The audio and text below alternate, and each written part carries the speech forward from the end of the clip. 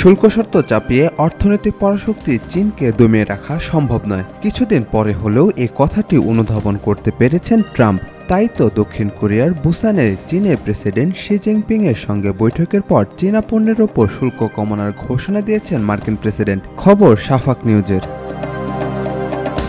বৃহস্পতিবার অনুষ্ঠিত এ বৈঠকে যুক্তরাষ্ট্র চীনা আমদানির ওপর শুল্ক ৫৭% থেকে কমিয়ে ৪৭% আনার সিদ্ধান্ত নেয়। এছাড়া ফ্যান্টালিন উৎপাদনে ব্যবহৃত রাসায়নিক পণ্যের ওপর শুল্ক ২০% থেকে কমিয়ে ১০% নামানো হয়েছে।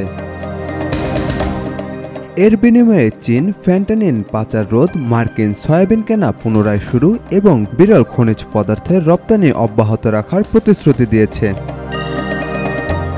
এশিয়া প্রশান্ত মহাসাগরীয় অর্থনৈতিক সহযোগিতা এপেক সম্মেলনের ফাঁকে অনুষ্ঠিত এই বৈঠক ছিল ২০১৯ সালের পর ট্রাম্প ও শির প্রথম সাক্ষাৎ। প্রায় ২ ঘন্টা বৈঠক শেষে ট্রাম্প একে অসাধারণ আখ্যা দিয়ে বলেন, চীন অবৈধ ফ্যান্টানিন বাণিজ্য দমনে কার্যকর পদক্ষেপ নিচ্ছে বলে আমাদের আস্থা তৈরি হয়েছে।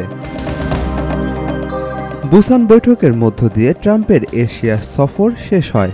সফরে তিনি দক্ষিণ কোরিয়া, জাপান ও দক্ষিণ পূর্ব এশিয়ার দেশগুলোর সঙ্গে বাণিজ্য বিষয়ে আলোচনা করেন। সাজিদ আকরাম, সৌরভ, আজকাল।